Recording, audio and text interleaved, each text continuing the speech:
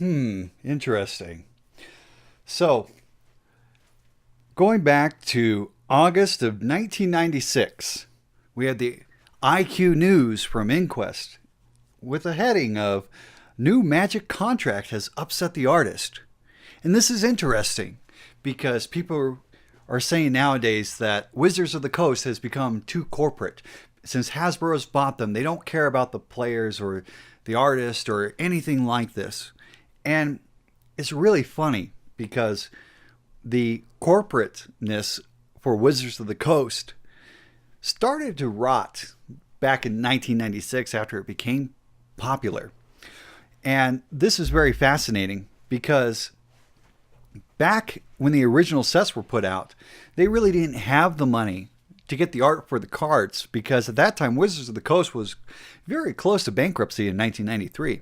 So to get the art that they needed for the cards, they ended up basically saying, look, every time we print your card with your art, you're going to get a little bit of commission and you're going to get, a percentage of the stocks. So some of these original artists, such as Rob Alexander, Anson Maddox, Christopher Rush, they were making 5 or 6 figures. You got the Foglios. They ended up making a fair amount of bank because every time they were getting printed and the stock was going up, they were making money. Well, all this started to change in 1996, and this is after they were started to print a lot more of the cards with what happened with Fallen Empires and everything else like that.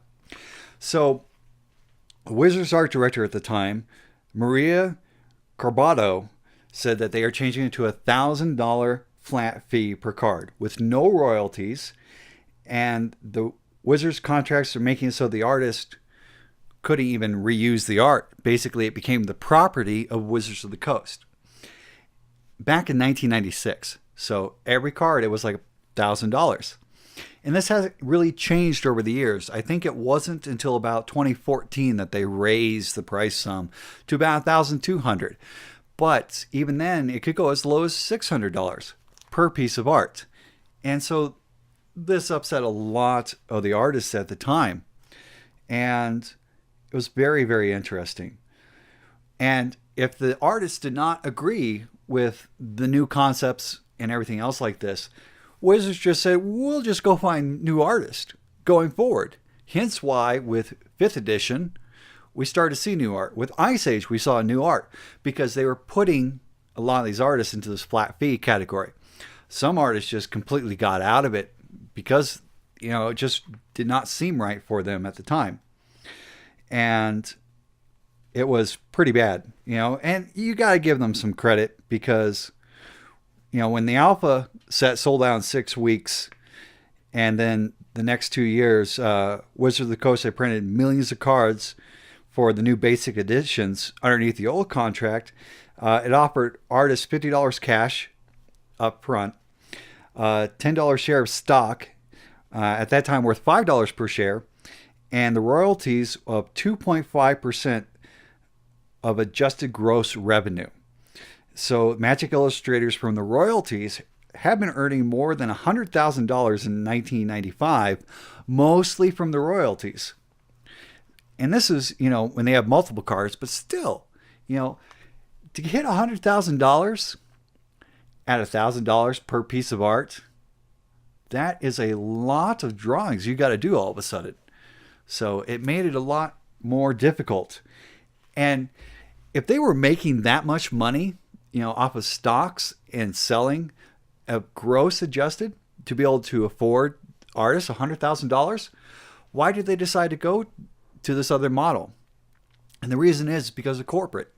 They were starting to become much more of a corporate company. And this is where they were falling more in line with what a lot of other corporations did, where they were charging this much. They were not just being, the front for the entire industry and trying to change it. No. They decided they wanted to fall in line with the other fantasy places.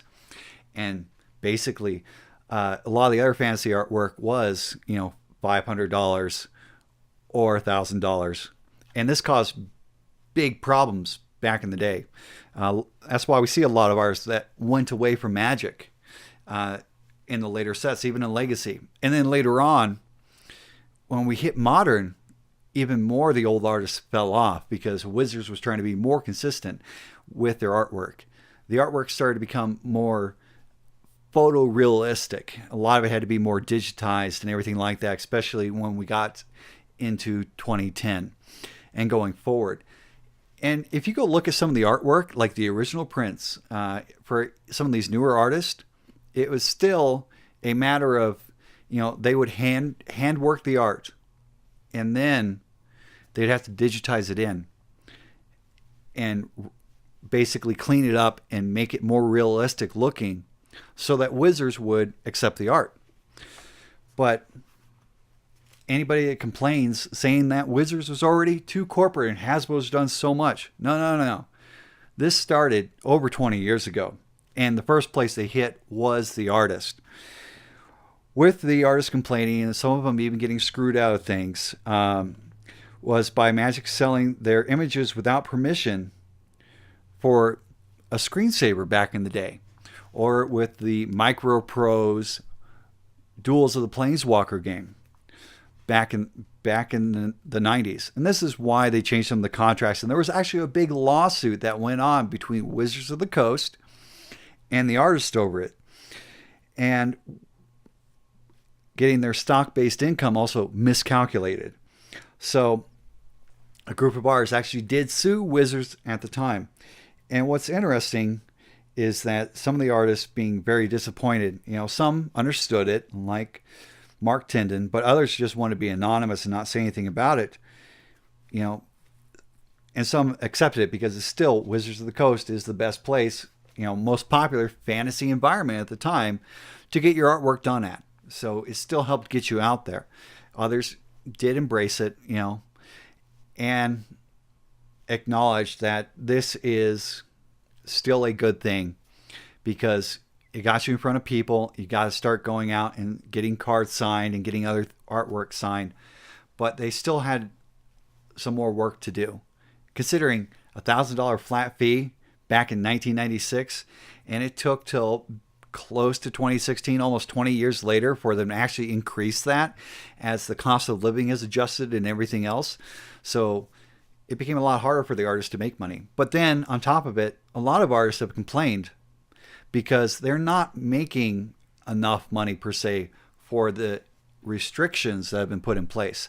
One of the most recent ones is the Theros block, when they had all the gods for Theros. The artist for that gave up a lot. He gave up all his permissions and rights and everything.